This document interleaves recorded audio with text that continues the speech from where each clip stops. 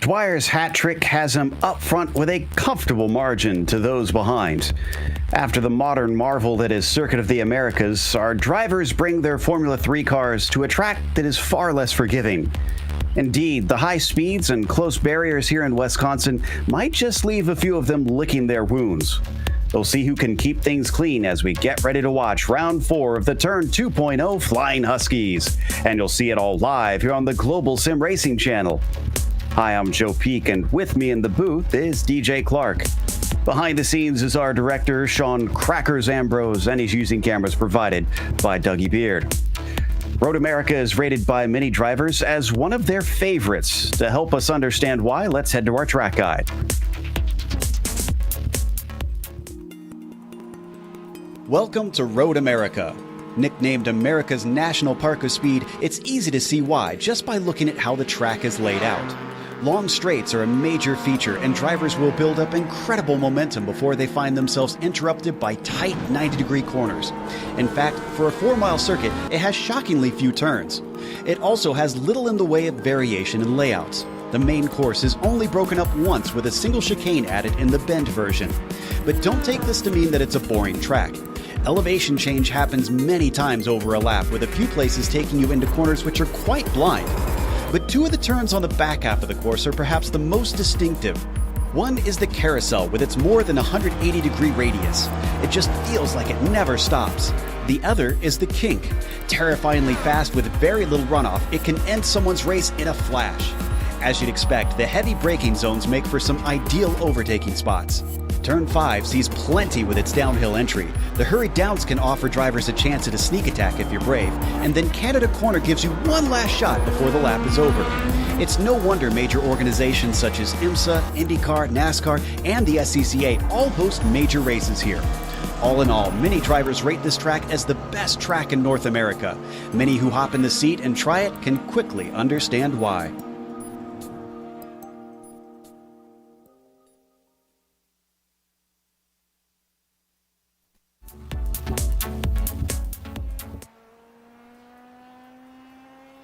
It's a track we see a lot here on the Global Sim Racing channel, but I think it's been a bit since we've seen the Formula 3 cars tackle this place. DJ? It has been a minute, Joe, but rest assured these F3 cars are going to feel right at home at one of the greatest road circuits in all of America. Now, the passing zones are really like what we talk about pretty much in any style of racing here. Turn 5 is going to be your absolute best opportunity to get a pass done. Going to be a little bit difficult through 1 and through 3. Those are not exactly high braking zones, but it can be done. The other great place to get a pass done is into the infamous Canada Corner. That is turn 12 down on the backstretch. So something to watch out for there. These cars are going to have to be very, very careful, though, coming through the carousel and through the kink. Those are very, very high speed places where you want to maximize throttle. And if you're following behind another car, that is going to throw up a little bit of aero wake. These cars do generate just enough downforce to really cause that to happen. But the other thing that's going to be important to keep in mind with these F3s is the draft. That is going to be absolutely mega here. These little Formula 3 cars do punch a big hole in the air, and if you can tuck up behind somebody, get right up behind the gearbox, you can get yourself one heck of a slingshot. Should provide plenty of opportunities for overtakes out there today. But before we get to the racing itself, we want to talk about our sponsors for this series, starting with Norsled. Norsled is a non-profit animal welfare organization dedicated to rescuing, rehabilitating, and finding homes for unwanted, abandoned, and abused husky dogs. Today, every Flying Husky Racing track day or car event benefits Norsled with a portion of the proceeds donated to them. Even if you can't adopt, you can still help and ensure care for these amazing animals through your support. Save a Husky. For more information, contact Todd Curtis at Flying Husky Racing through email at todd@flyinghusky.racing.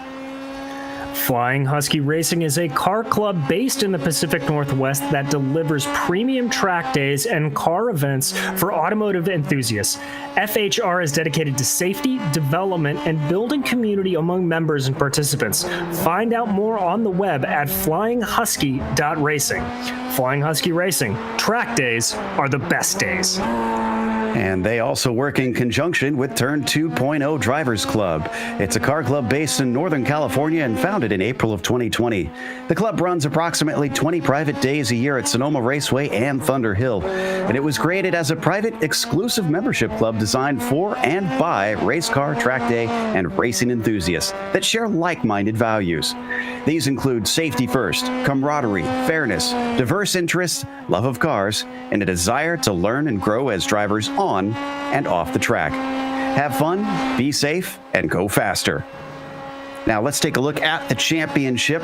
It's kind of obvious where things sit at the very top. As we mentioned, Dan Dwyer has won the first 3 rounds. Pansgrau is trying to keep up with him, but doesn't seem to have the pace. Still, you have to imagine that eventually Dan will slip up and allow him something to get through. Rick Sheldon not too far behind, sitting in third.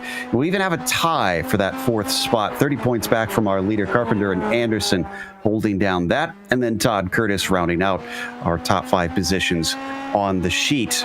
What about today's race here, DJ? What do the drivers have in store? Well, this is the Murican Showdown at Road America. As we said, they're going to be driving those Dallara Formula 3s. Now, they are currently in the midst of a 10-minute solo qualifying out on track right now, and that'll be followed by a 20-minute race.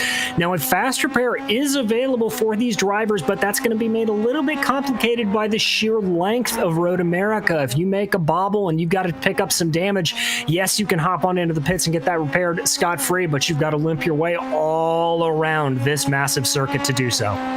It certainly will cause quite a bit of time lost, I imagine.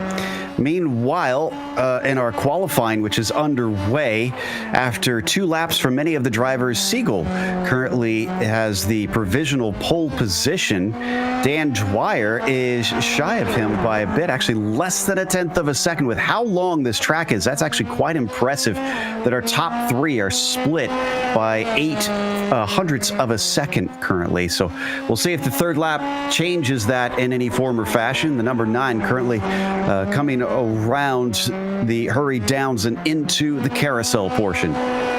Well, and Joe, you look at an overhead view of this track and you'd think, okay, there's a lot of time to sort of reset yourself and get back going. But the truth of the matter is, if you make a mistake early in the lap, you can find it compounding as it goes along because you have to keep so much speed in between the corners here. This is such a fast circuit that it really, really punishes you. And if you make that mistake early on, you will see your lap times absolutely escalate.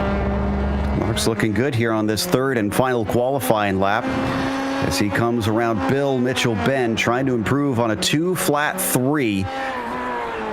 As we've also got Quan Chow hopefully finishing his first timed lap here. Looks like no, that one not going to count. Siegel in the meantime, he slows up. Mark not happy with it, so he's going to abandon his final lap. That'll leave him open to both Showerman and Dwyer. And here comes Anderson across the line. Anderson better to improve himself there. He's going to jump himself up to 5th place with the 2.8 there. Osterwinter coming across the line now. He too is going to be able to improve about 0.2 up from his previous time. He'll jump up to 8th place. With 1 minute and 30 left, Dwyer comes to the line. And unfortunately, he had an off track somewhere that's going to discount the lap. I just noticed Showerman also in pit lane, so he's not going to be able to complete this qualifying session, as that is Carpenter coming across the line at 2:03.2 for him on his final run. Quan Chow having a bit of an off there, as here we watch Marcus Osterwinter coming down this long straightaway, and he's calling it a day as well. I think that is everybody in our qualifying done, as that last minute will tick down, but the grid is set. So let's go through our starting order. Mark Siegel will be on the pole with Dan Dwyer in 2nd. John Showerman puts it in the 3rd with Kurt Pansgrau to his outside. And then in row 3, rounding out the first half of the field, it is Dave Anderson in 5th. To the outside of Dave is going to be Maurice Smith in P6, followed by Rick Sheldon and Marcus Osterwinter behind them in row 4. Grant Carpenter will be lining up in the 9th place, followed by Todd Curtis, and Quan Chow will be bringing up the back of the field. Quan unable to set a time here today. So a few faces that we didn't get to see out at Circuit of the Americas, and this could change the dynamic. Dwyer did find himself unable to be a little bit faster than some of our drivers at the start of last race, but then eventually others tripped up and he was able to take it away to his third victory. Will he find a similar challenge here today, considering Mark has put a quicker time on the pole, but not by a wide margin? Yeah, it's going to be very, very tricky to see what happens as everybody gets ready to get going here. We'll have to see. Dwyer was consistent last week, and that's what won him the race at Coda. Just a couple more cars that need to work their way out to the grid here, and then we will get going for round 4 of the Turn 2.0 Flying Huskies. You can see many of them already have got the cars out and on the tarmac. Going to be a standing start here today in these open wheelers. Looks like a few of them having some connection issues, unfortunately, with some blinking with our third place driver, Showerman. Hopefully that'll get itself cleared up by the time they get the green flag. At this point, we're just waiting on Mo Smith to put his number 69 machine on to the circuit, and then we will get the lights up. This is a very, very different track from what we saw last round when we were at Circuit of the Americas. Much more old school, as there goes Smith with his car now on the grid. So the engines start to rev as the lights come up and the green flag is out. Ooh, Mark is not good off the line, and Dan Dwyer sees it. He's coming up behind him already. John Showerman, in the meantime, trying to figure out a way through, and he might try and go 3 wide, but he's getting pinched. He backs out of it, smartly coming up into it, but he's deep onto the brakes. Both he and Dwyer go wide around the first turn, and Siegel's going to get a big gap as they come down into turn 3. Dwyer's around the outside. Showerman trying to once again take that second place away as a spin from our leader, and he's off to the side. That's going to trip up both Showerman and Dwyer, and it hands the lead over to Pansgrau. Oh my goodness, an absolute schmozzle, as David Hobb used to say, coming out of turn 3 there. That spin just causing everybody to check up, taking out all 3 of our leaders, and now Pansgrau's going to be the one with Rick Sheldon following in close behind.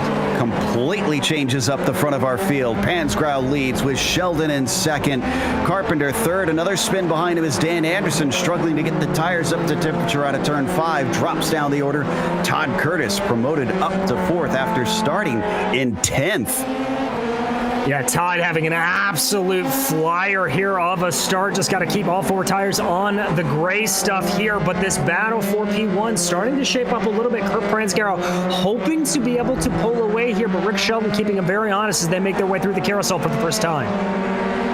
A few of our drivers did manage to get away from those incidents. Dan Dwyer is still running, but the car looks like it's limping. Showerman and Smith, unfortunately, had to take a tow after that. So they're going to be put behind the 8 ball here after not even completing a single lap of our 20-minute race today. Let's see if Kurt can withstand the pressure of Rick Sheldon as that 63 chases him out of Canada Corner and into Bill Mitchell Bend. Really looks like there that Sheldon had a better run coming out of Canada. Now they dive into this tricky turn 14. There you see catching out Sheldon a little bit. He just locks up the brakes, runs wide coming out of the corner. That is a very, very easy mistake to do. It's an almost rush braking corner as you come down into it. You don't have to apply a lot of brake pressure, and it's very easy to get caught out. But now Grant Carpenter starting to tuck in behind Rick Sheldon. He will have the draft as they make their way for the second lap. Quite have the speed he needed coming up the front stretch. We ride on his nose, chasing after Rick. Gains a little bit more time, though, coming through turn 1, down into 3. Can he get the launch and start to pull the slipstream on that 63? Well, this is one of those prime overtaking opportunities like I talked about, Joe. Guys who are not familiar with this track, yes, those little kinks you see in the road, those do count as corners, so they are headed down now into turn 5. Heavy braking left-hander down downhill, it is very, very easy to get perfect here because you get to use the weight of the car to try to slow you down a little bit. There you go. You see him getting it through there nice and easy. Now they make their way up into the left-hander. A completely blind apex. Very tricky to get right. Carpenter doing a good job of trying to keep behind Sheldon. See Osterwinter currently rocking up behind Todd Curtis. This is for 4th position, and he's bringing along our pole sitter. Siegel got the car moving as well, so he didn't have to come in for repairs. Seems happy enough with it. This looks like it might be pretty easy work for the number 9, but he stays patient as he approaches in the carousel. Well, that's the smart move there for Siegel, trying to get a pass through the carousel. You can take multiple lines through there, but it is very difficult to go too wide through there. Now you see him do the same thing through the kink. Now watch him line up here. He's going to dive to the inside as they make their way through the forest and go into Canada Corner.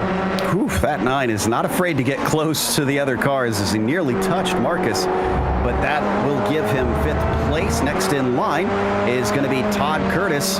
Curtis trying to use that consistency that you mentioned helped Dwyer before. Just stayed out of trouble in these opening laps and gained him 6 positions in just a single circuit around this place. But will he have to give one back here as they come up to complete lap 2? Mark is gaining quickly. He most certainly is. As you see Kurt Pransgrau setting the fastest lap of the race there up on the top of your screen. Now, the thing to keep in mind, we talked a little bit about the draft in these cars. You're looking at about 1 to 1.5 seconds. That's going to be where the draft really starts to come into play. Anything outside of that, and you're not going to have it.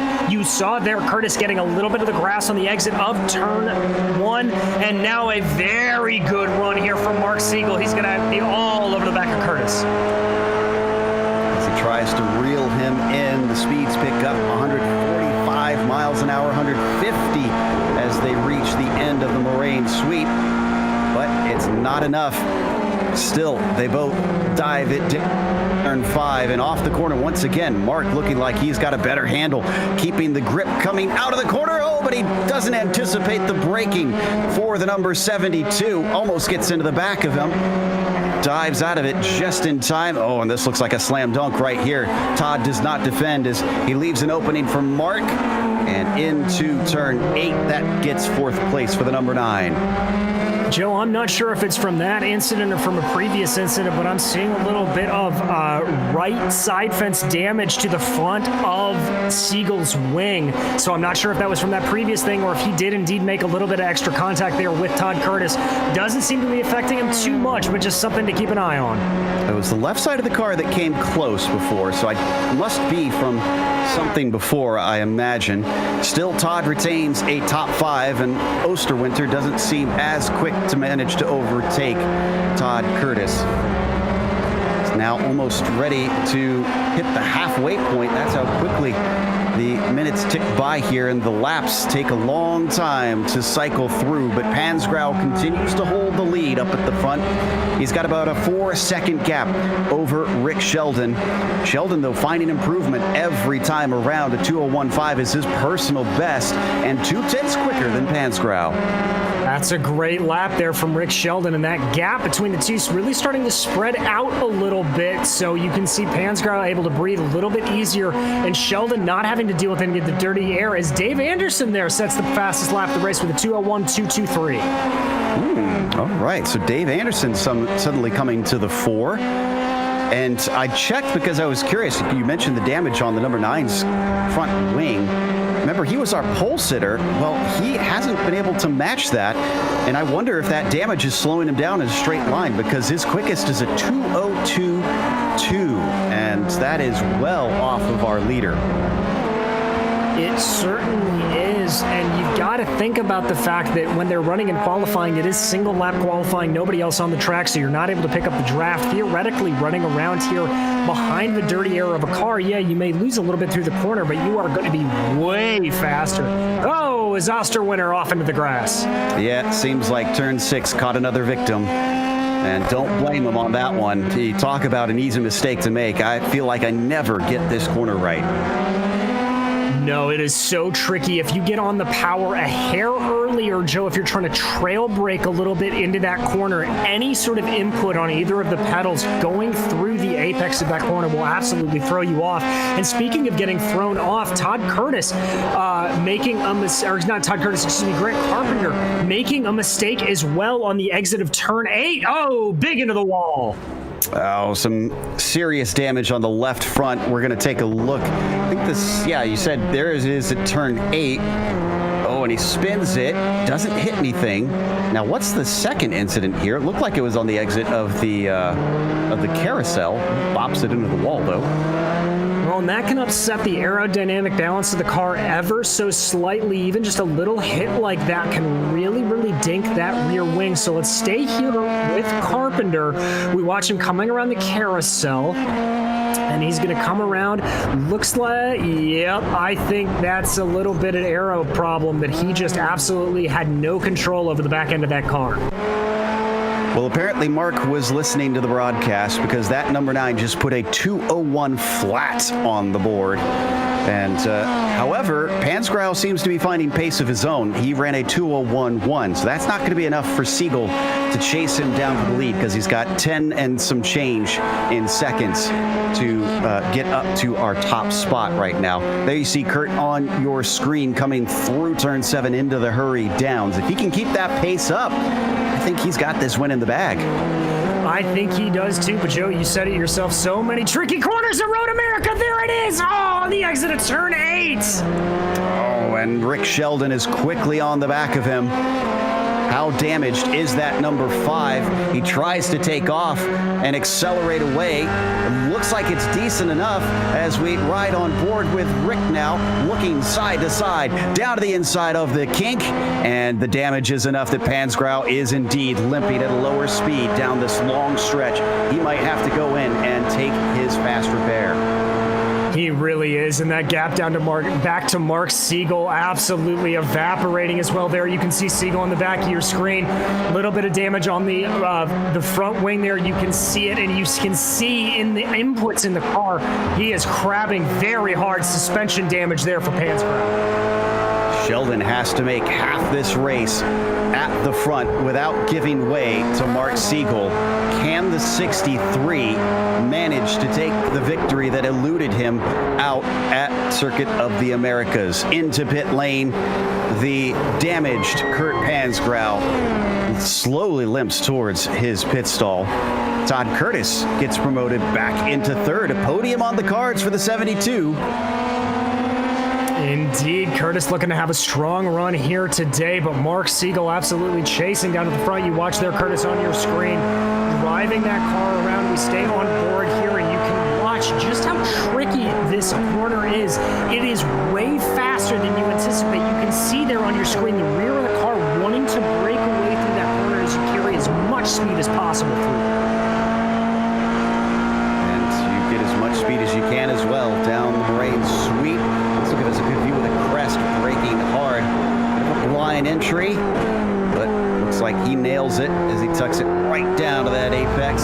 Smooth as you like, and continues to keep Dave Anderson behind him, who is the closest driver currently in many of our battles on the track. Dan Dwyer, coming back from his incident on lap 1, sets the fastest lap of the race. He's got a Fireland under him, and I think he's the first driver to break that 2-minute barrier in any of the sessions. He is indeed. Dan Dwyer absolutely driving with a fire here today. There you see him on your screen coming down that same angle that we talked about, going down the Moraine Sweep and down the hill. And I will say, Joe, the one nice thing about diving into turn 5 in these Formula 3s, your normal braking mark is exactly where those red and white curbs start on the right of the track. So it's actually very, very lucky to be able to get that. You get into some of the higher powered cars, some of the Indy cars that run around here, and that braking zone gets very fluid. Certainly. Number 4 is hustling. You can see in the body language of that car how hard he is pushing to try and salvage some sort of result here today. I don't think he'll manage a win because he's 52 seconds behind and he's got 7 minutes to try and get up there. But you never know. He could at least get himself a top 5 before the day is over. In the meantime, Rick Sheldon having to deal with lap traffic right now. He gets held up by Quan Chow a little bit. So that's going to eat away at his gap back to Siegel as well. It's under a second between him and our pole sitter. Well, and Mark Siegel also having to deal a little bit with Quan Chow there coming through turn 3. I think we're going to jump back to a replay if we want to see exactly just how much of a checkup Rick Sheldon had to do here coming down the main straight. Yeah, I think just a small bit of miscommunication as they come up to turn 1. He's showing his nose, but he's not close enough. But yeah, okay. Chow's braking point really caught him out. And then Quan didn't immediately lift to let him through afterwards. So this has brought it down to 0.2 of a second. Sheldon is going to have his hands full. Mark was lightning fast in the qualifying. If he can repeat that here on the track, I'm not sure what the 63 can really do to keep him behind. Well, you saw a little bit of what he can do right there. That arrow wake coming to bite Mark Siegel. The car sliding a little bit on the exit of the carousel, but now he's trying to tuck up behind in the draft. That gap now back up to about 0.5 of a second as they head their way into Canada Corner, both on the binders here for this right-hander. Always tricky to get right, very easy to get wrong, but both drivers handle it well. They come up here through the sweeps, getting ready to start the lap. This is go time for Mark Siegel. If he can do it here through the final corner and get a better run, I think he may have a run down into turn 1. Sheldon was 0.9 slower in the qualifying. I think he's rising to the occasion here, managing to hold back that number 9 as they cross the start-finish line. We are down to about 3 laps to go. He continues to hold him at bay. This is a fantastic performance from him. Absolutely mega drive from Rick Sheldon, recognizing where he's got to keep the power up. Now here we go into this tricky turn 3 again. We've seen a lot of problems here from drivers. Let's see who can get the better exit. Sheldon does a great job late apex there. A little bit of a twitch from Mark Siegel, so that's going to cost him about 1/10 coming down the backstretch. Back up to 0.6 of a second between Sheldon and Mark. 0.7 of a second now. How long can the 63 keep this pace up as they work their way around turn 5 and up and under the Corvette bridge? Oh, this is not looking good. Mark looked a lot stronger through that sector. He certainly did, and starting to catch up here. They now make their way into turn 8. This left-hander, both cars doing very well there. Mark gets a little bit of a narrower line at the apex, but Rick able to keep him at bay. Now here's where that arrow wash comes into play. Siegel's not going to be able to get the full power down here like he wants to. He's going to have to be a little bit careful, and indeed he slips back, losing about 0.2 of a second. But look at this, the wisdom in Rick Sheldon. He moved off the racing line, trying to cut off the slipstream to Mark. I think he's aware that if he can just keep the pace down these straightaways, it looks like Mark's not going to have a chance to attack. It goes back to what I mentioned before. I think the straight line speed for Siegel has been compromised. I certainly think you're right, Joe, as you see the cars flash by there, once again coming into that final corner. And yeah, just watching Siegel a little bit, it looks a little twitchy there. Oh, great shot from our camera guy, Dougie Beard. You can see just what it's like for these drivers. You see the focus that it has to be. Now, this is the easy part, the nice and straight and narrow part before they get to the corners, but those wheels will be sawing here in a matter of seconds. I'm curious where you're seeing the focus at exactly on the virtual driver there. But in the meantime, Siegel still holds at about 0.7 of a second behind with just over 3 minutes to go. They'll get the white flag next time by. It was a poor exit from Sheldon that time. Will this open the door for Mark coming down the Moraine sweep? It's at 0.5 of a second. Will he gain? Does he have enough of the slipstream? 0.4 of a second. Is Sheldon sweating now under that virtual helmet as they break into the corner, heading in very, very deep, locking up the left front. Still, Mark manages to make the corner, and my goodness, that gap has come down to virtually nothing. Absolutely nothing at all. And just a quick note, that is Quan Chao again ahead of them, so they're going to have a little bit more lap traffic to deal with. But here comes Siegel. He's thinking about it. He jinks to the inside going into turn 8. He's going to be later on the brakes. Sheldon locks up there, gives the corner to Siegel, and Siegel is off. Nope, that was Chow that was off there, and just making sure he stayed out of the way. So Mark Siegel is going to take the lead away just as they are going to get the white flag here. Does Sheldon have a response? If he has better straight line speed, he could easily take this back. He could. He is really fighting here, Joe. I think that theory about Siegel's straight line speed being right is the thing. Sheldon doing a good job. Oh, no. Rick Sheldon off into the gravel. He's going to have to back it up, and even Todd Curtis might catch up to him if he doesn't hustle here. He's trying to get the car rolling, but the lead is certainly off the cards at this point. This is on board with Curtis, and just as he comes around Canada Corner, Sheldon is shaking off all the rocks and grit that he had picked up and finally moving. And I take partial responsibility that to Rick Sheldon. I was just about to say of a good job of backing out of the corner and not trying to make the overtake where it wasn't there, and obviously locking up on the brakes. We're going to jump here. This is a good battle, though. Curtis and Anderson, this is the battle for the final podium position. Oh, no. Is this going to slip away on the last lap for Todd Curtis? Dave Anderson looking down to the inside. He's got a little bit of an overlap, but who is braver on the brakes into turn 1? Todd is for this time. He'll hold back Dave Anderson, and he's got to do it for nearly 4 more miles. We forget sometimes just how long this track is, but it is I think that was an off there from Anderson into the grass ever so slightly, but he's able to gather the car and keep it going back under him, but he will lose a couple of tenths going down here through the Moraine Sweep. Complicating things, Marcus Osterwinter is quickly approaching. Will it be a 3-car fight to decide the last spot on the podium down into turn 5? Once again, it looks like Anderson is very good on the binders, but couldn't quite get an overtake done. No, he's got a couple more opportunities to do so. Oh, looks a little bit there to do it through the hurry downs, but not going to happen there. He may have a shot. Oh, no, he's going to fall back. I was going to say he might have a shot through turn 8. His next best chance is going to be into Canada Corner. Really his last best opportunity. Very rare you can see passes into the final turn at this track. He's holding on to him. We'll keep an eye on it, but I can tell you that our leader is just coming through Canada Corner himself right now. Siegel going from pole to victory, but that really doesn't tell the whole story here today. His incident on lap 1 looked like his day may have been over prematurely, but no, he didn't give up. He came back at it, fought hard to try and take the win, and he will be rewarded with P1 here at Road America.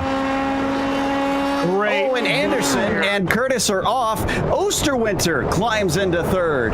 Something dramatic has happened between Curtis and Anderson, but in the meantime, the number 6 is going to take 3rd as the 63 at least manages to come home with a 2nd place, and he'll gather valuable points. Marcus now crossing the line and being able to spray the champagne. Looks like Todd Curtis is going to have 4th. Maybe no, his car is slow, and Anderson is able to get by in the end. You can see there just how much damage Todd Curtis has. His hands almost at a full opposite lock, trying to keep that car going straight. Those two coming together in Canada Corner. We're going to jump back to replay. Let's see what exactly happened here. I have to jump back maybe about 20 more seconds. Here we go. Now, unfortunately, well, he's got a great toe here. Anderson, he pops out to the inside. What happened? Oh, no, he locked it up, and then poor Curtis just couldn't avoid it and slams into the wall. He's able to get going, but you can see how much damage has been accrued, and that basically was the nail in the coffin. Well, that will take us to a break here as we watch Anderson gather him up. And we'll come back here after that break with the unofficial results, as well as the driver interview, so stick around.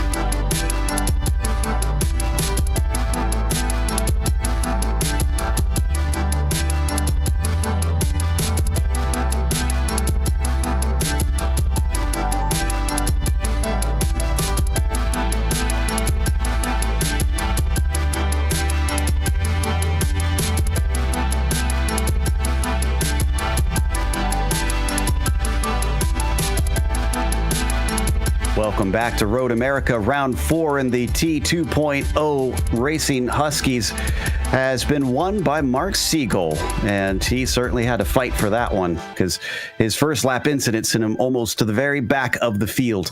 Rick Sheldon played a valiant effort in trying to retain the lead, but his own mistake cost him, and he wound up second, but that's still a good climb from 7th. Marcus Osterwinter, a surprise 3rd for him, as both the cars in front of him wrecked on the final lap. Dave Anderson among them. He climbed up to 4th, just passing Todd Curtis on the final stretch, who wound up in 5th. DJ? Kurt Pansgrau in 6th, followed by Dan Dwyer in 7th. Your points leader having a very rough go of things here today. Maurice Smith was able to come home in 8th, followed by Grant Carpenter in 9th and John Showerman in 10th. And bringing up the back of the field was Quan Cho. I believe it looks like we've got our second place finisher, Rick Sheldon, ready to talk to us after, unfortunately, him being denied yet again for a victory.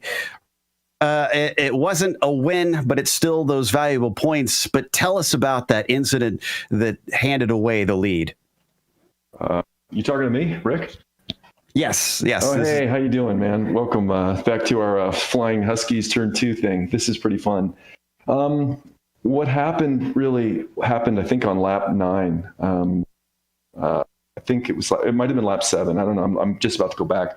But we had a new entrant in, and I don't think he really knew where I was. And I had a 4-second lead over Mr. Siegel, who is, well, we don't know who Mr. Siegel is, but we know he's a pro driver. That's all we know. And I had a 4-second lead by luck because he made a mistake early, I guess. And what ended up happening was I got caught up with Quan, and he didn't know how to get on the gas or not get on the gas. And my 4-second lead went down to 1.5. And then it was really just a matter of time. And then you get down about I think it was this next lap, and Siegel's just made an amazing move on me going into, I think it's Canada Corner at the end of the back long straight. He just, I mean, it was an amazing move. I'm lucky I didn't lose second place. Wow. Well, still, you're racking up those podiums, which I'm sure is at least desirable in that sense. But I mean, what do you think you can do to try and crack that top spot? Well, first of all, I got to be faster. I mean, I'm lucky to be where I was. There was 5 or 6. I started P7 and I just wasn't consistent. I didn't feel comfortable on this track. And I am extremely lucky to be P2. I still, like last week, I felt lucky to be P5, being where I was. And so I got to be better. I mean, I got to be a better driver. That's just all there is to it. I got lucky to get P2, and really would have lucked into a win. So got some good guys in our group, man. These guys are really, really doing well. Certainly seems like there's some decent speed in there. Well, congratulations then on second. Is there anybody you'd like to thank for this one? Well, yeah, I'd really like to thank my wife who put up with me this week for, fretting all about, how fast I wasn't. I think I was pretty much a sourpuss, and she's going to laugh at me because I came in P2. So that's really my number one thanks is to my wife. And then beyond that, man, what a great group of guys, every one of you. And even the new guys, no regrets. I'm so glad you're here. So we want more guys. We want to fill the grid, and just super excited. And thanks to you guys at Global Sim Racing Channel. It's just really great to have you on board. Thanks so much. That was Rick Sheldon. And I believe up next, we've got Marcus Osterwinter, who finished in third, talking to DJ. Well, Marcus, that was a bit of a surprise podium there for you, but able to pick up the pieces quite well and get that podium. But how was the race? It was good. I was saying earlier I was pretty slow, but pretty consistent, and I got lucky at the end. So I was pretty happy with the result. Very nice. Seems like it was really just a race of consistency, that was the best way to get through it. Was that the case for you, of just trying to put in the best way every lap? Yeah, definitely. I didn't think that I would end up on the podium. But yeah, ended up, being fortunate that I stayed out of trouble. Well, I want to speak from my own experience that I have been in your shoes of seeing the guys ahead of me wreck out and being handed a win or a podium, and just that absolute jubilation. And I hate to admit this, but may or may not have binned it shortly thereafter when it happened to me. So I'm curious from you, how do you go through the emotion on that when you go, oh my God, I'm on the podium, and you've still got a couple of corners to get through? How do you sort of keep yourself in check? I actually wasn't paying that much attention, so I didn't know that I was on the podium until the end. And yes, I did have that kind of emotional roller coaster, seeing people wreck in front of me. Well, all right. I'm going to have to copy that down and keep it for myself. Really, really great run today, my friend. I very, very good, clean, consistent go. Anybody you'd like to thank for this podium? I'd like to thank Dan Dwyer for bringing me into this group. It's been great. The way he took pretty fun. I had him. And we're bringing the group in here for the rest of the drivers getting an interview. And we'll start off with our fourth place finisher, Dave Anderson, who unfortunately had a bit of a mess on the first lap, Dave. It seemed like you watched everything unfold and then kind of gave away a few spots that you had just gained. Yeah, that's exactly what happened. Yeah, that left turn is always a bit of a tough one on cold tires, and I just got a little excited after getting through the wreckage, and that was kind of my thesis. I watched. I just stayed as far to the right as I could, and picked up a few spots, but then kind of got caught in the grass and hurt myself even more because I didn't come out very well. But it gave me somebody to chase. Then it was time to go, make up some time. Absolutely. Well, and speaking of someone to chase, Todd Curtis in here, who finished fifth. Todd, an exciting last couple laps. Didn't seem that they ended how you quite like. I had a couple of run-ins with Dave that made things a little bit more challenging. At one point, I heard him on the radio say, "Hey, I'm on your right," and I thought maybe I was down a lap because I'm always down a lap. So I thought maybe I should let him by. I didn't see a blue flag, and then I guess he just psyched me out because he took me. And then later on, it was looking pretty good, and we had that little run-in where he elected me. But hey, it's racing. It's a long series. There's always payback. So watch yourself, man. It's a good time out there. Well, I want to turn it over to Kurt Pansgrau. Kurt, you were looking very, very strong early in the race. Obviously, a little bit of an incident, but it seemed like you were able to recover well and starting to chip away at stuff. So, how was it out there for you?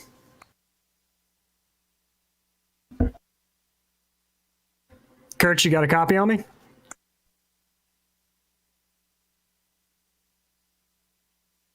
Hear me now? Oh, there you go, Kurt. Mic was muted. Yeah, I got a good break there at the beginning where all three of the leaders kind of went off track and took off themselves out, and I was in the lead by myself, but it didn't last as long as I wanted it to. I took myself out in that left-hander. I went a little wide and caught the curb, and it was all over. I mean, I know from experience, this is one of my personal favorite tracks to go run, if nothing else, because it makes me realize how little talent I have. But I'm just curious for you. I mean, how are you able to sort of keep it in line after that? I know it can be so difficult when you make that bobble, but it looked like after that one little mistake, you just had your head down and were on a charge. I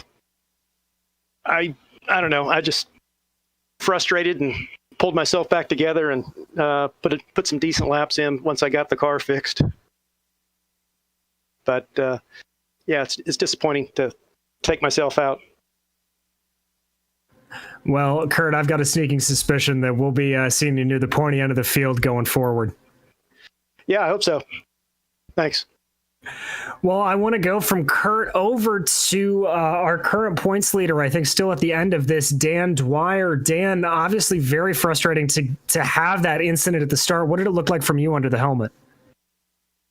Yeah, I mean, I think you can't do the racing and avoid incidents altogether. You know, it's a statistics game. So finally caught up with me. I'd had a streak of good luck, and then had a little bit of bad luck. I think there was a spin out in front of me, and then I was contesting with somebody, and I don't think they had much room, and I was already off track, so we got all tangled up, and that was pretty much the end of my race. Limped it back around, got the car fixed up, and then just had a little bit of fun chasing and trying to set fast laps. But yeah, pick up the pieces, and there's always next week. Well, I mean, you were able to set the fastest lap, and I'm sure if you listen to the broadcast, you can hear us sort of being shocked at you being able to break that sub 2. I think you mentioned last week that this is one of your favorites. I mean, what do you love so much about Road America? I know that there's a lot of guys that say that this is one of their favorite circuits out on the grid. Yeah, I don't know that was me last week. I actually only practiced this for the first time this week. But yeah, it is a great track. A huge contrast to Coda, where I think it's like super wide with tons of runoffs. I know here, pretty narrow. You want to exit with a lot of speed for these long straights. It's super easy to overcook it and come off track and have the longest slide in the grass to the wall. So I don't know. It's a lot of fun. Yeah, I can certainly see that. Well, I guess then I will ask going forward, and this is just kind of for everybody, what tracks are you looking forward to going on for the rest of the season? Yeah, I'll defer to somebody else. I don't know that I looked at the schedule super close. Any takers on that one? Yeah, I'll say I'm looking forward to getting out to Laguna. It's just an epic flowing racetrack. I mean, it's hard to pass. So if you can get out there and carry some serious speed, it's so fun. Such a fun racetrack to drive and so iconic. So I'd say Laguna is probably my top of my list. Wonder if we could turn attention to Grant Carpenter, another one of those drivers that gained a lot of spots with all the action that happened at the start. Sad it didn't wind up with a better position in the end, Grant. But, I mean, tell us a little bit about your perspective of the incident coming around turn 3 there at the beginning.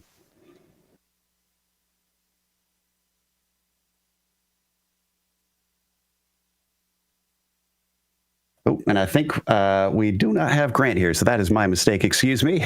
That's why we don't get a response there from Grant. Instead, we'll turn our attention to Mo Smith, who did get caught up in the beginning. Realistically, Mo, what did you think you could achieve after you had that incident and found yourself sitting in the pits waiting for repairs? Not much. It's hard to sit there in the pits and watch the cars go by lap after lap. But eventually I was able to get out and try and put down some laps together. My race went downhill after the last lap in the qualifying, where I went over track limits, and so I didn't get a time. But it was fun. It's a nice track.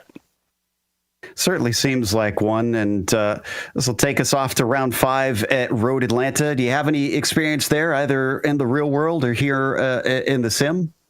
A little in both, yeah.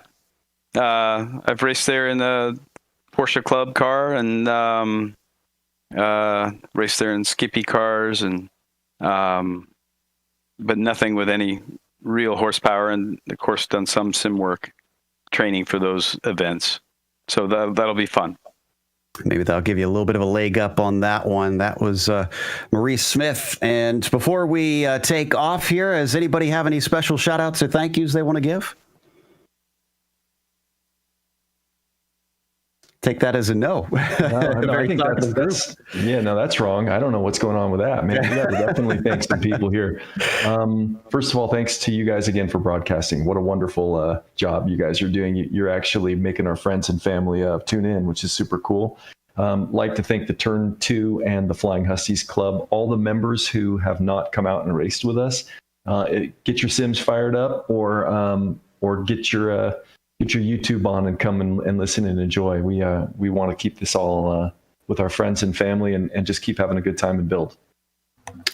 Great stuff. And we definitely reiterate those thoughts as we close up. And a big thank you to the 3 big companies that are involved: Norsled, Flying Husky Racing, and Turn 2.0 Drivers Club. But we also want to thank the companies that provide the software and the hardware for our broadcast, listed here on your screen. Additional thanks go to June Lalonde, who provides our wonderful music. Her Bandcamp is listed at the very bottom there. And thanks to the team today, DJ, Sean, and Dougie. If you'd like to find out more about GSRC, including upcoming races, you can find it at globalsimracingchannel.com. Also, check out our social media on Twitter at GSR Channel, Facebook at Global Sim Racing Channel, and Instagram at GSRC_Graham. If you'd like to support us, check out our merchandise store at gsrc.storenv.com. The link is in the description below. And don't forget to head on over to your YouTube page so that you don't miss a moment here on GSRC by subscribing. The next race, as we mentioned, that'll be Road Atlanta, Tuesday, February 16th at 11:30 p.m. Eastern. But we have upcoming races for other series listed on the screen. So check those out and mark them down on your calendar. Until next time, race clean, race hard. We'll see you on the track.